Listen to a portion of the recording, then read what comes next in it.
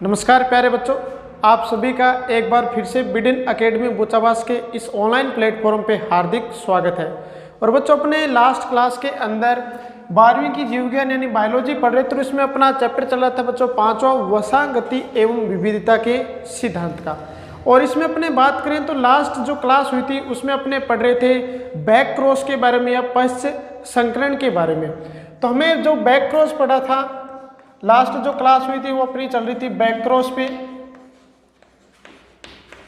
Back cross या इसको बोलते हैं बच्चों अपने पश्च संकरण, या इसको प्रतीप संकरण भी अपने कहते हैं। अब पश्च संकरण या बैक क्रॉस क्या होता है? यदि दो जनकों के मध्य संकरण करवाने से जो संतति प्राप्त होती है, यानी F1 पीढ़ी जो प्राप्त होती है या फिलियल जो पीढ़ी प्राप्त होती है, अगर उसका संकरण उसके जनकों के साथ करवा दिया जाए तो बच्चों इसको बोलते हैं अपने पश्च संकरण। यानी इसकी अगर हम डेफिनेशन देना चाहें तो बैक क्रॉस की क्या होगी बच्चों? तो इसमें अपने कह सकते हैं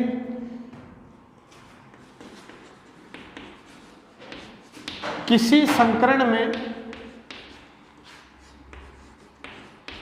प्राप्त संतति, या अपने कह सकते हैं किसी संकरण में प्राप्त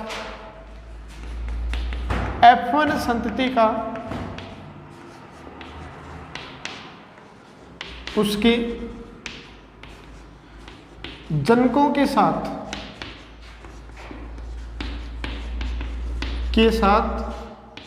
संकरण करवाया जाता है, के साथ संकरण करवाया जाता है तो इसे क्या कहते हैं बच्चों? इसे बैक क्रॉस कहते हैं। इसे बैक क्रॉस कहते हैं। अब बच्चों बैक क्रॉस है, अब बैक क्रॉस क्यों करवाया जाता है उसकी भी बात करेंगे। अब बैक क्रॉस होता है दो प्रकार का। नेक्स्ट अगर बात करें तो बैक क्रॉस दो प्रकार का होता है। बैक क्रॉस दो प्रकार का होता है। दो प्रकार का होता है। अब दो प्रकार कौन से हैं? अपने एक नंबर बात करें तो इसको बोलते हैं बच्चों, एक को टेस्ट क्रॉस, टेस्ट क्रॉस, या फिर इसको बोला जाता है बच्चों परीक्षण संकरण, परीक्षण संकरण। हमारे लिए जो इंपॉर्टेंट है वो बच्चों परीक्षण संकरण या टेस्ट क्रॉस ही होता है। दूसरे अगर इसके टाइप की बात करें तो बच्चों दूसरा इसका टाइप आता है आउट क्रॉस का। दूसरा इसको बोलते हैं आउट क्रॉस, या इसको बोलते हैं बच्चों बाह्य संकरण, बाह्य संकरण।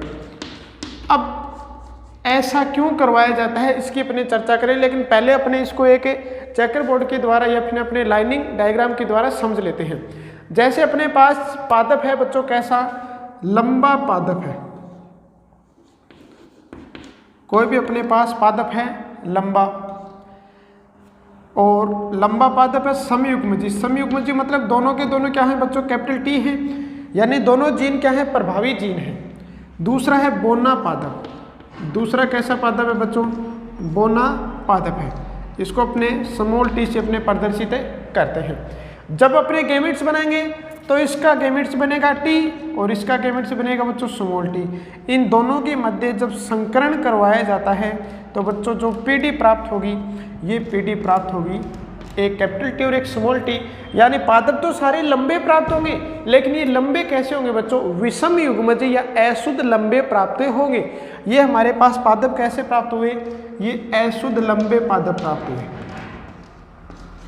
अशुद्ध लंबे पादप, अशुद्ध लंबे पादप, या फिर बच्चों इनको अपने बोल सकते हैं विषम युग्मजी पादप। ये पीढ़ी कौन सी है बच्चों? ये अपने पास पीढ़ी है, ये F1 पीढ़ी है, ये फिलियल प्रथम है। F1 पीढ़ी प्राप्त हुई है। अगर इस F1 पीढ़ी का संकरण हम किसके साथ करवा दें? इसके जनकों के साथ। ये क्या है? इसके जनक है। ये क्या है बच्चों? इसके जनक है। ये F1 पीढ़ी है और ये इसके क्या है? जनक है। यदि इसका संकरण हम किसके साथ करवा दें?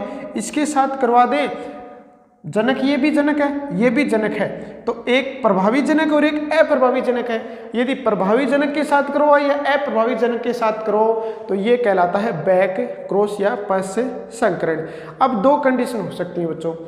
ध्यान रखना पश्च संकरण क्या है, F1PD का संकरण उसके जनकों के साथ, और उसका जनक बच्चों कैसा हो सकता है, उसका जनक हो सकता है वो प्रभावी भी और अप्रभावी भी। इस आधार पे दो प्रकार के हो जाते हैं। अब यदि हम इसका संकरण किसके साथ करवाएं बच्चों, इस F1PD का संकरण करवाएं उसके अप्रभावी जनक के साथ। किसके साथ करवाएं, अप्रभावी जनक, इसके साथ क्रॉस करवा दें पुनः। यानी जो F1PD है इसमें प्राप्त संतति का अपने संकरण किसके साथ करवा रहे हैं, अप्रभावी जनक के साथ, तब तो ये कहलाएगा बच्चों टेस्ट क्रॉस। तब ये क्या कहलाएगा, टेस्ट क्रॉस। यदि इस संतति का संकरण किसके साथ करवा दे बच्चों, प्रभावी जनक के साथ, तब ये कहलाता है आउट क्रॉस। तभी क्या कहलाता है बच्चों, आउट क्रॉस। अब अपने पास पहला आता है टेस्ट क्रॉस। अपने टेस्ट क्रॉस को समझते हैं। टेस्ट क्रॉस या परीक्षण संकरण। अब देखो टेस्ट क्रॉस की बात करें तो बच्चों टेस्ट क्रॉस में F1 संतति का संकरण किसके साथ करवाया जाता है, अप्रभावी जनक के साथ। यानी जब F1PD का संकरण, F1PD का संकरण उसके अप्रभावी जनक के साथ करवाया जाता है, उसके अप्रभावी जनक के साथ करवाया जाता है, जनक के साथ करवाया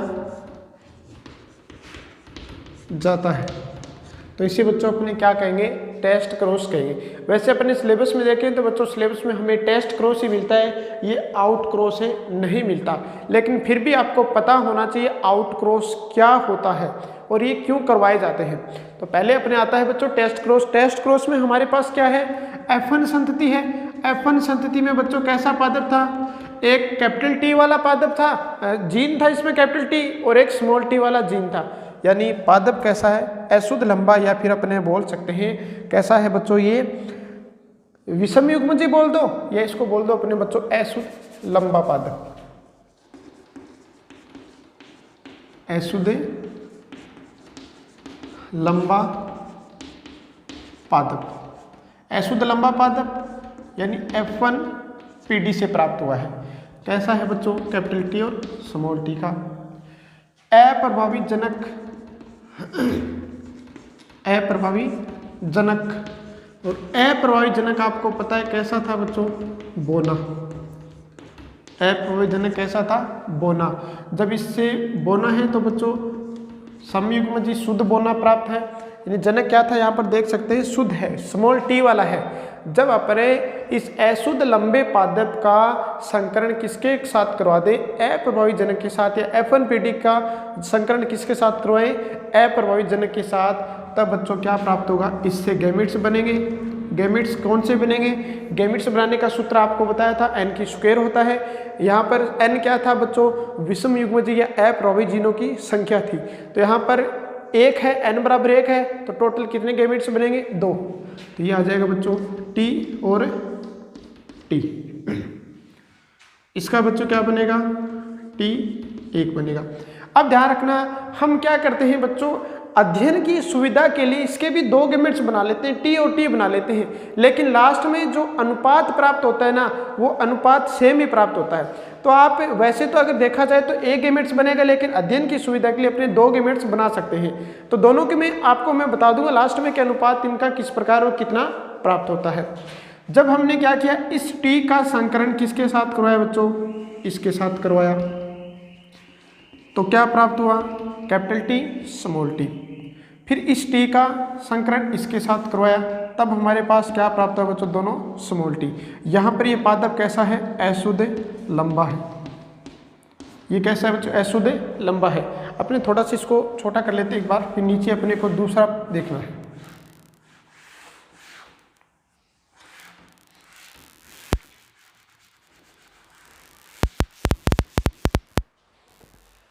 यहाँ पर अपने इस T का क्रॉस किसके साथ करवाया बच्चों, पहले इसके साथ करवाया, फिर इस T का क्रॉस है इसके साथ करवा दिया। तो पहले इसका क्रॉस करवाया तो कैपिटल T स्मॉल t, फिर कैपिटल स्मॉल टी और स्मॉल टी, ये कैसा पादप बच्चों? शुद्ध बोना पादप है, शुद्ध बोना पादप। और ये कैसा पादप है? अशुद्ध लंबा पादप। शुद्ध बोना पादप प्राप्त हुआ और अशुद्ध लंबा पादप प्राप्त हुआ। अब यहाँ पर अपने लंबे और बोने का अगर लक्षण स्वरूप अनुपात देखें, इसका लक्षण स्वरूप अनुपात क्या होगा बच्चों? लंबा अनुपात बोना है, कितना हुआ? 1:1। अगर इसका जीनोटाइप देखें या जीन स्वरूप अनुपात देखें, जीन स्वरूप अनुपात तो कितना प्राप्त होगा बच्चों? जीन स्वरूप अनुपात भी इसका एक जीन कैसा है? कैपिटल टी और एक स्मॉल टी वाला है, और एक कैसा बच्चों? दोनों स्मॉल टी वाला है। ये 1:1 प्राप्त होता है। अब यदि सही रूप से देखा जाए तो बच्चों इसका एक गैमेट्स बनता है, लेकिन अध्ययन की सुविधा के लिए हम क्या कर लेते हैं? इसके 2 गैमेट्स बना लेते हैं। अगर हम ऐसे करते हैं, ये हो गया अपना F1PD का और अप्रयोजनक इस प्रकार लेते हैं, तब अपने कोई फर्क नहीं पड़ेगा, सेम अनुपात आने वाला है।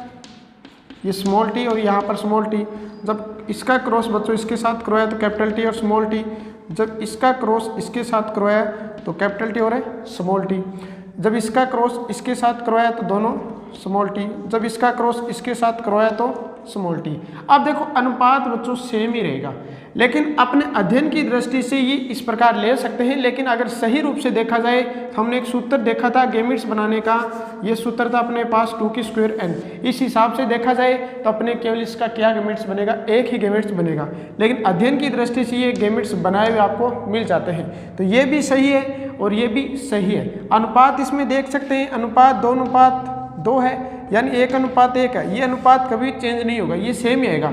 लक्षण स्वरूप अनुपात 1:1 और जीन स्वरूप अनुपात भी 1:1 ही प्राप्त होगा। तब अपने सही रूप से करना है इसको, लेकिन ये भी अपने चलता है, गलत नहीं है ये भी। अब देखो अपने ये करवाया क्यों जाता है, ये अपने टेस्ट क्रॉस क्यों करवाते हैं? ऐसी क्या मजबूरी होगी कि हमें टेस्ट क्रॉस करवाना पड़ता है?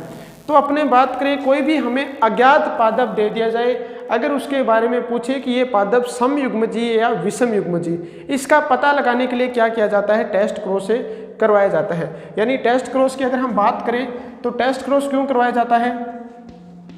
तो अपने यहाँ पर लिख सकते हैं नोट लगा के, अज्ञात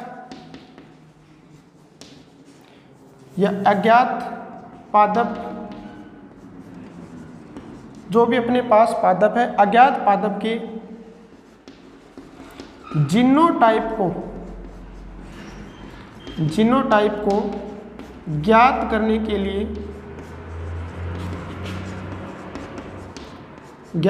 के लिए बच्चों क्या करवाया जाता है? टेस्ट क्रॉस से करवाया जाता है, टेस्ट क्रॉस करवाया जाता है। और अपने जो आउट क्रॉस है, इस आउट क्रॉस की बात करें तो ये अपने सिलेबस में नहीं है, लेकिन आउट क्रॉस का भी वही उपयोग होता है। आउट क्रॉस के द्वारा भी अपने क्या करवाते हैं? अज्ञात पादप का जीनोटाइप ज्ञात करते हैं। लेकिन अपने क्या करेंगे, इसका एक एग्जाम्पल दे रखा है एनसीईआरटी के अंदर, वो पढ़ेंगे। पहले आप एक बार इसका स्क्रीनशॉट ले लीजिए, फिर आगे अपने बात करेंगे इसकी। हाँ तो बच्चों अपने टेस्ट क्रॉस पढ़ रहे थे, टेस्ट क्रॉस क्यों करवाया जाता है इसके एग्जाम्पल दे रखा है। हमारे एग्जाम्पल दे रखा है कि बैंगनी पुष्प है,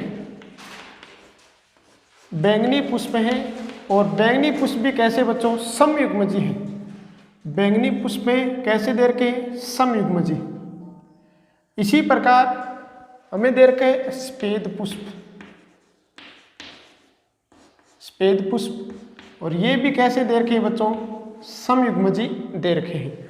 अब अपने यहाँ पर जब बैंगनी पुष्प समयुग्मजी और ये भी कैसे है? सफेद पुष्प समयुग्मजी।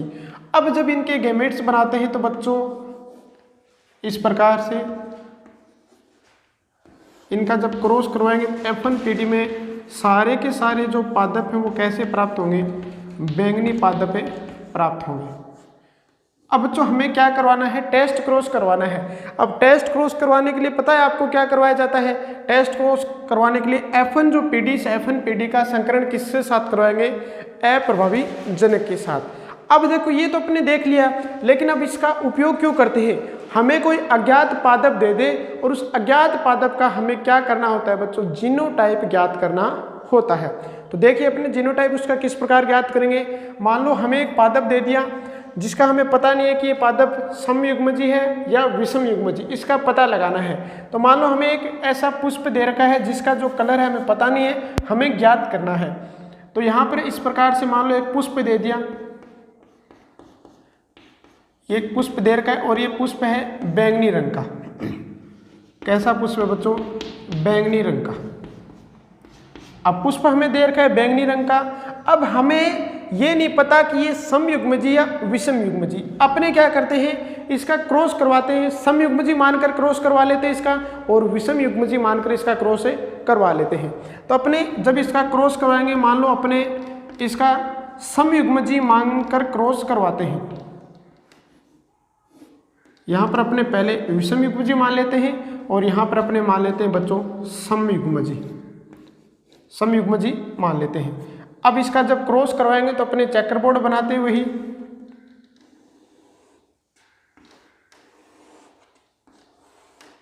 इस प्रकार से अपने चेकर बोर्ड बनाएंगे।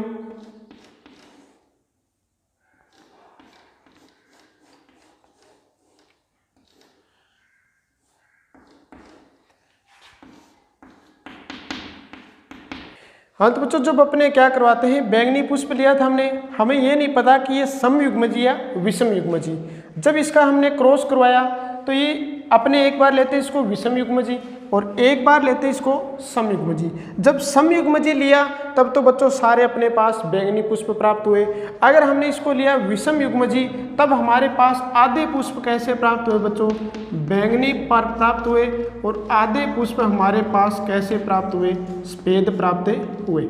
इस प्रकार अपने यहाँ कर सकते हैं। बैंगनी पुष्प और सफेद पुष्प का अनुपात क्या है बच्चों, 1:1 प्राप्त हो गया।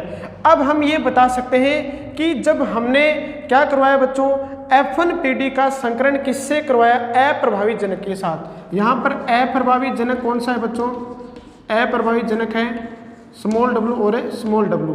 इसमें जब अनुपात प्राप्त होता है F1 पीडी में तो वो कैसा प्राप्त होता है बच्चों, 1:1 प्राप्त होता है।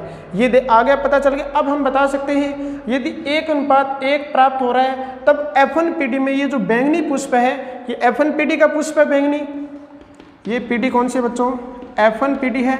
इस F1 पीडी का जो बैंगनी पुष्प है, ये बैंगनी पुष्प बच्चों इसके साथ संकरण करवाया। हम बता सकते हैं ये कैसा है, विषम युग्मजी है।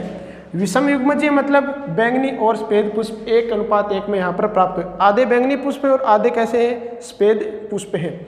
इसी प्रकार यदि समयुग्मजी होता है, अगर समयुग्मजी का हम क्रॉस करवाते हैं बैंगनी समयुग्मजी के साथ, अगर हम सपोज कि हमने मान लिया कि ये समयुग्मजी है, तब इसका जो अनुपात प्राप्त होते हैं उसमें सारे के सारे बैंगनी पुष्प प्राप्त होते हैं। लेकिन अगर हम मानते हैं विषम युग्मजी है तब बच्चों हमारे पास अनुपात 1:1 प्राप्त हो जाता है। अब हम बता सकते हैं कि जो अज्ञात पुष्प था ये बैंगनी रंग का था और इसका जो जीनोटाइप था वो कैसा था बच्चों, अज्ञात जीनोटाइप था। इसका क्या था बच्चों, अज्ञात जीनोटाइप था। अज्ञात जीनोटाइप है, लेकिन हमने क्या करवाया, बैक क्रॉस करवाया। बैक क्रॉस करवाया तो हमें पता चल गया बैंगनी और सफेद पुष्प 1:1 में प्राप्त और आ रहे। ये कब प्राप्त होंगे, जब बच्चों हमारे पास पुष्प कैसा हो, विषम युग्मजी हो। अब हमें पता चल चुका है इससे। अब ये टेस्ट क्रॉस इसीलिए करवाया था ताकि इस अज्ञात पुष्प का हम जीनोटाइप प्राप्त कर सके या पता लगा सके कि इसका जीनोटाइप क्या था। यानी एक बार फिर से देख लो, हमने क्या लिया बच्चों, टेस्ट क्रॉस की बात करें। अपने टेस्ट क्रॉस के अंदर हमने बैंगनी पुष्प लिया जिसका जीनोटाइप क्या था बच्चों, W और W, और सफेद पुष्प लिया जिसका जीनोटाइप क्या था बच्चों, दोनों स्मॉल w। गैमेट्स बनाए, F1 पीडी प्राप्त हुई जिसमें एक W प्राप्त हो और एक स्मॉल w प्राप्त हुआ। अब हमें को एक क्या दे दिया, पादप दे दिया जिसका पुष्प है वो कैसा है, बैंगनी रंग का है। लेकिन हमें ये नहीं पता कि उसका जीनोटाइप क्या है। उसका जीनोटाइप प्राप्त करने के लिए हम क्या करवाते हैं बच्चों, टेस्ट क्रॉस करवाते हैं और टेस्ट क्रॉस करवाएंगे तब हम क्या करेंगे, पहले एक बार उसका ले लेते हैं हम जीनोटाइप विषम युग्मजीय अवस्था में और एक बार समयुग्मजीय अवस्था में ले लेते हैं और टेस्ट क्रॉस में 1:1 प्राप्त हो जाता है, तब हम कह सकते हैं कि ये जो पुष्प दिया था हमें उसका जीनोटाइप क्या है, विषम युग्मजीय है, यानी कैपिटल W और स्मॉल w है। ये होता है अपना टेस्ट क्रॉस। उसके बाद अपने महत्वपूर्ण शब्दावली पढ़ रहे थे, उसमें नेक्स्ट अपने शब्द आता है एक संकर संकरण। एक संकर संकरण या मोनोहाइब्रिड क्रॉस भी इसको बोलते हैं अपने। अब एक संकर संकरण का मतलब क्या हुआ कि जब हम संकरण की क्रिया में केवल एक लक्षण को लेकर संकरण करवाते हैं तब उसको क्या कहते हैं, एक संकर संकरण कहते हैं। जैसे हमने यहाँ पर ये एक संकर संकरण का उदाहरण है, हमने पुष्प कैसा लिया था, बैंगनी, क्रॉस किसके साथ करवाया इसका, सफेद पुष्प के साथ। लक्षण हमने कौन सा लिया है बच्चों, पुष्प के रंग का। यहाँ पर लक्षण कौन सा लिया हमने, पुष्प के रंग का। पुष्प के रंग का लक्षण लिए, केवल कितना लक्षण लिया बच्चों, एक लक्षण लिया है। अब इसके है तो कलर ये, लेकिन बैंगनी हो सकता है या सफेद हो सकता है, यानी एक संकर संकरण के अपने क्या बता सकते हैं, जब संकरण की क्रिया में केवल एक लक्षण को सम्मिलित किया जाता है या फिर एक लक्षण के मध्य संकरण करवाया जाता है तो उसको एक संकर संकरण कहते हैं। इसके बाद आता है बच्चों अपने नेक्स्ट द्विसंकर संकरण।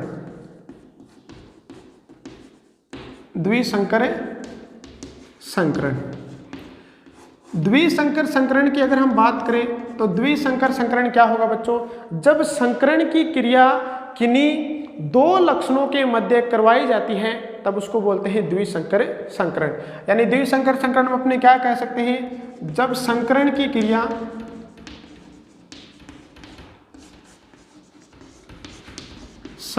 क्रिया किन्हीं दो लक्षणों के मध्य,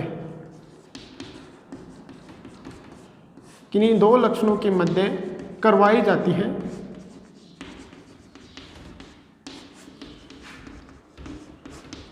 दो लक्षणों के मध्य करवाएंगे तब बच्चों इसको क्या बोलेंगे, अपने द्विसंकर संकरण कहेंगे। जैसे हमने दो लक्षण ले लिए, एक तो हमने ले लिया पादप की बीज चोल की आकृति का, यानी बीज की आकृति का लक्षण लिया, और दूसरा बीज चोल या बीज कवच के रंग का लक्षण लिया। दो लक्षण लिए, एक तो बीज की आकृति, बीज की आकृति एक बच्चों गोल, ये प्रभावी होती है, गोल व झुर्रीदार, गोल व झुर्रीदार। अब बीज चोल के रंग की बात करें तो प्रभावी होता है पीला और अप्रभावी होता है हरा। अब हमने कितने लक्षण लिए, हमने लक्षण दो लिए, एक तो आकृति का ले लिया और एक रंग का ले लिया। आकृति में गोल है ये प्रभावी है और झुर्रीदार ये क्या है बच्चों, अप्रभावी है। अगर हम बीज चोल के रंग की बात करें तो पीला प्रभावी और हरा अप्रभावी है। जब हम क्या करते हैं बच्चों, गोल पीले, गोल पीले को अपने कैपिटल R और पीले को अपने कैपिटल Y से प्रदर्शित करते हैं, ये अपने पास गोल पीले पादप प्राप्त हो गए। अब इसका क्रॉस हमें किसके साथ करवाना है, झुर्रीदार हरे के साथ करवाना है। झुर्रीदार हरे बीज वाले पादप के साथ क्रॉस करवाना है, तो झुर्रीदार के लिए अपने स्मॉल r लेते हैं और हरे के लिए अपने स्मॉल y लेते हैं। अब हमने कितने लक्षणों के मध्य संकरण करवाया, बीज की आकृति एक लक्षण हो गया, बीज चोल का रंग दो लक्षण हो गया। इसका जो जीनोटाइप पहले अपने बात करते हैं, इसका फिनोटाइप, फिनोटाइप जो इसका प्राप्त होता है वो हमें प्राप्त होता है बच्चों, इसमें 4 प्रकार के पादप बनते हैं, 4 प्रकार के पादप बनेंगे, यानी 4 प्रकार के इसमें फिनोटाइप बनते हैं। जीनोटाइप की बात करें तो इसमें जीनोटाइप बनेंगे 9 प्रकार के, जीनोटाइप 9 प्रकार के बनेंगे और फिनोटाइप 4 प्रकार के, यानी 4 प्रकार के पादप प्राप्त होंगे और 9 प्रकार के इनके जीन प्रारूप प्राप्त होंगे। एक संकर संकरण की बात करें तो इसमें जो F2PD की बात कर रहे हैं, F2PD के अंदर फिनोटाइप जो प्राप्त होता है और जो जीनोटाइप प्राप्त होता है, इसकी अपने बात करेंगे फिनोटाइप और जीनोटाइप। F1 पीढ़ी के अंदर तो सारे के सारे पादप कैसे प्राप्त हो रहे थे बच्चों, यहाँ पर भी देख सकते हैं ये एक संकर संकरण का उदाहरण है। सारे के सारे पुष्प कैसे हैं, बैंगनी। इसके अतिरिक्त जो F1 पीढ़ी अब F2 पीढ़ी आती है तो उसके अंदर अपने को पादप प्राप्त हो जाते हैं 2 प्रकार के, यानी इसका जो फिनोटाइप रहता है वो F2 पीढ़ी का बच्चों 3:1 रहता है। ये किसका है, F2 पीढ़ी का है। और इसकी बात करें जीनोटाइप की, तो जीनोटाइप इसका होता है बच्चों 1:2:1। ये भी किसका है, F2 पीढ़ी का, F2 पीढ़ी का। अब आप आते हैं अपने द्विसंकर संकरण पे। डायरेक्ट आपसे यहाँ से क्वेश्चन पूछा जा सकता है कि एक संकर संकरण की F2 पीढ़ी का फिनोटाइप और जीनोटाइप बताइए। तो फिनोटाइप 3:1 और जीनोटाइप होगा 1:2:1। अब देखो अपने इसकी F2 द्विसंकर संकरण की F2 पीढ़ी का फिनोटाइप अगर अनुपात बात करें तो बच्चों ये होता है 3:। ऐसे अगर याद नहीं रहता तो आप इसको मल्टीप्लाई कर सकते हैं, तो ये प्राप्त होगा बच्चों 9:3:1। टोटल 16 पादप प्राप्त होते हैं और 4 प्रकार के ये पादप प्राप्त होते हैं। अगर जीनोटाइप की बात करें तो जीनोटाइप होता है बच्चों 12:24:12:1, यानी अपने कह सकते हैं 1:2:4:1:1:2:1:1:2:1। ये होता है F2 पीढ़ी का जीनोटाइप और ये है फिनोटाइप। अब अपने द्विसंकर संकरण के बाद आता है बच्चों बहुसंकर संकरण। बहुसंकर संकरण। अब द्विसंकरण में हमने कितने लक्षण लिए, 2 लक्षण लिए। अब यदि हम क्या करें, संकरण की क्रिया में 2 से अधिक लक्षणों को एक साथ सम्मिलित करते हैं तब ये कहलाएगा बच्चों बहुसंकर संकरण। जैसे हमने ये ले लेते हैं अपने, एक तो हमने ले लिया लक्षण है बीज की आकृति का, बीज की आकृति का लक्षण ले लिया। दूसरा ले लिया हमने बीज चोल के रंग का, बीज चोल के रंग का। एक हमने ले लिया बच्चों पुष्प के रंग का,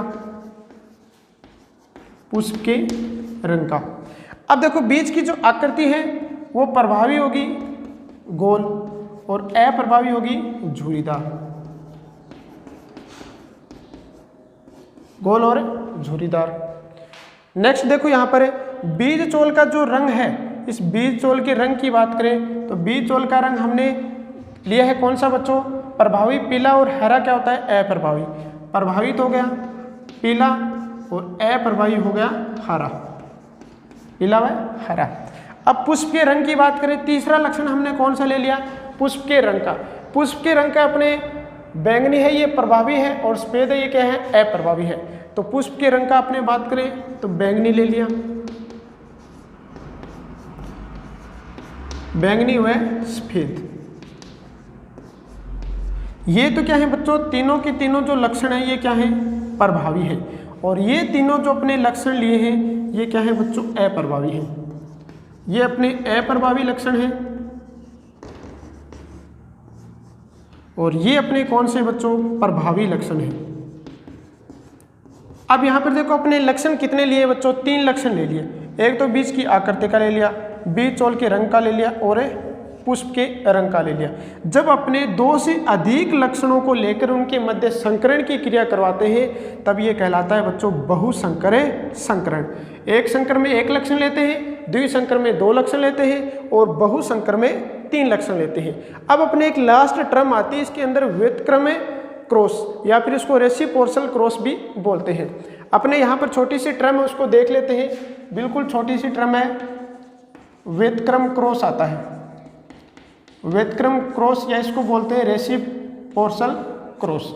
अब इसमें कुछ नहीं करना, हमने क्या किया, यहाँ पर कोई भी जैसे मादा है और नर है, इनके मध्य हम क्या करवा रहे हैं बच्चों, संकरण करवा रहे हैं। मान लो हमने एक क्रॉस करवाया जिसमें मादा को क्या ले लिया, प्रभावी ले लिया, और नर को क्या ले लिया बच्चों, अप्रभावी ले लिया। नर को क्या ले लिया, अप्रभावी। ये हमारा पहला क्रॉस है जिसमें हमने मादा को क्या लिया है बच्चों, प्रभावी लिया है, और नर को क्या लिया है, अप्रभावी लिया है। लेकिन यदि हम दूसरी बार क्रॉस करवाएं ना, तब अपने मान लो दूसरा क्रॉस है, इस दूसरे क्रॉस में मादा को क्या ले ले, अप्रभावी ले ले, मादा को हमने अप्रभावी ले लिया और नर को क्या ले लिया इस बार प्रभावी ले लिया, तो ये कहलाता है व्यतिक्रम क्रॉस। यानी पहले क्रॉस में हमने मादा प्रभावी ली और नर अप्रभावी लिया, लेकिन दूसरे क्रॉस में हमने क्या कर दिया, मादा को अप्रभावी कर दिया और नर को प्रभावी कर दिया, तो ये कहलाता है व्यतिक्रम क्रॉस। ये ज़्यादा इंपॉर्टेंट नहीं अपने, लेकिन फिर भी टर्म्स दी गई है तो आपको याद होना चाहिए। यानी व्यतिक्रम क्रॉस की अगर परिभाषा की बात करें तो क्या होगा, वह क्रॉस जिसमें नर व मादा की लिंग को व्यतिक्रमित कर दिया जाता है व्यतिक्रम क्रॉस कहलाता है। ये अपनी होगी व्यतिक्रम क्रॉस। इसी के साथ अपने जो महत्वपूर्ण शब्दावली है वो होती है खत्म। इसके बाद अपना जो टॉपिक आता है वो मेंडल के नियमों से विचलन का आता है, जिसमें हमें एक तो जो अपने मानव कि रक्त में उसकी वंशागति का अध्ययन करना होता है, एक अपूर्ण प्रभाविता और सह प्रभाविता का अध्ययन करना होता है। उनको अपने पढ़ेंगे नेक्स्ट क्लास में। इस टॉपिक से संबंधित कोई दिक्कत हो तो आप हमें कमेंट कर सकते हैं। ठीक है बच्चों, आज की इस क्लास को हम यहीं पे विराम देते हैं। मिलेंगे अपनी नेक्स्ट क्लास में इससे आगे वाले टॉपिक के साथ। तब तक के लिए आप लोग मस्त रहिए, पढ़ते रहिए। धन्यवाद।